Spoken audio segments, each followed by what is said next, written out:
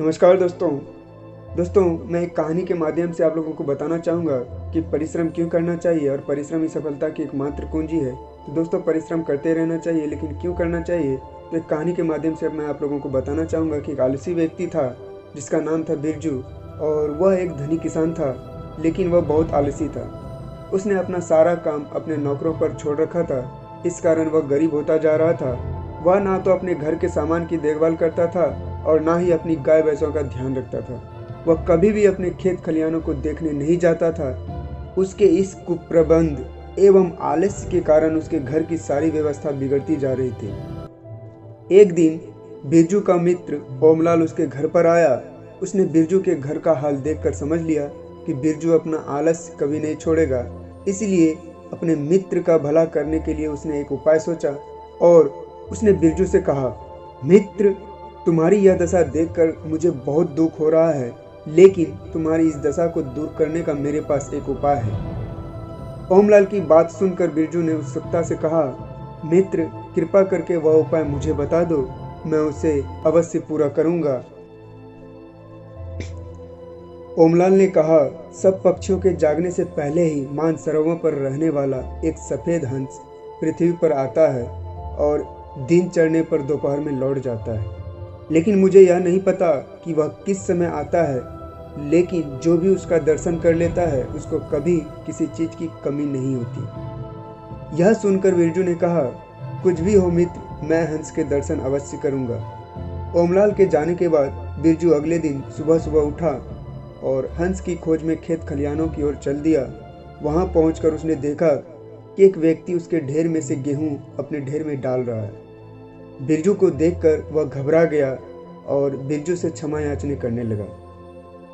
वहां से जाने के बाद उन्होंने खेतों से लौटने के बाद वह गौशाला गया और वहां उसने देखा कि ग्वाला दूध दूहकर अपनी स्त्री को दे रहा है। यह देखकर उसने ग्वाले को भी डांटा और फिर उसके बाद वह घर पर जलपान करने के लिए चला गया। और जलपान करने के बाद वह फिर सफ़ेद हंस की तलाश में निकल पड़ा और खेत पर गया। वहां पहुंचकर उसने देखा कि खेत पर मजदूर अब तक काम पर नहीं आए हैं। वह वहां रुक गया। जब मजदूर काम पर आए तो उसने उन्हें देर से आने के लिए डांटा। इस प्रकार बिरजू जहां भी गया वहीं उसकी कोई ना कोई हानि रुक गई। बिरजू अब रोजाना जल्दी उठने लगा और सफ़ेद हंस की खोज में जाते समय अपने खेत खलिहान व गौशाला में चला जाता। धीरे धीरे उसके नौकर डर की वजह से ठीक से काम करने लगे और उसके यहाँ चोरी बंद हो गई। जिस खेत से उसे 10 मन अन्न मिलता था, अब उसी खेत से उसे 25 मन अन्न मिलने लगा। गौशाला से भी पर्याप्त मात्रा में दूध मिलने लगा, परंतु इतने दिनों बाद भी उसे सफ़ेद हंस दिखाई नहीं दिया। एक दिन बिरजू का मित्र ओमलाल फिर उसके घर पर आया। बिरजू ने उससे कहा, मित्र, मुझे तो सफ़ेद हंस अभी तक दिखाई नहीं दिया, लेकिन उसकी खोज में लगने से मुझे बहुत लाभ हुआ है।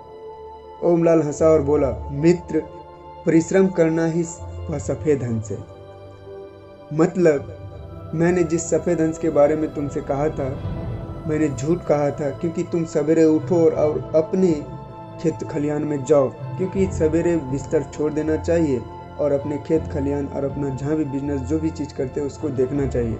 इसीलिए मैंने तुम्हें सफ़ेद हंस का एक बहाना बनाया। परिश्रम का आपको कोई भी सफलता नहीं मिलने वाली है। तो दोस्तों, इस कहानी से हम लोगों को यही सीख मिलती है कि हमें लगातार परिश्रम करते रहना चाहिए। हमेशा लगातार मेहनत करते रहना होगा, तभी जा कर के सबसे सक्सेस जो है कि कदम चूमेगी। दोस्तों, सफलता आपकी कदम चूमेगी, यानी कि लगातार आपको करते रहना होगा। किसी भी चीज़ को आप करते हैं तो उसको लगातार मेहनत के साथ करते रहना होगा, ना कि उसको किसी और पे छोड़ना पड़ेगा, बल्कि अपने से लग करके उसको काम को करते रहना होगा। तभी जा कर के धीरे धीरे बाद में आपको सफलता मिल ही जाती है। तो दोस्तों, हम लोगों को समझ में आ गया कि सफलता की एकमात्र पूंजी परिश्रम करना ही है और लगातार परिश्रम करते रहना होगा। धन्यवाद दोस्तों।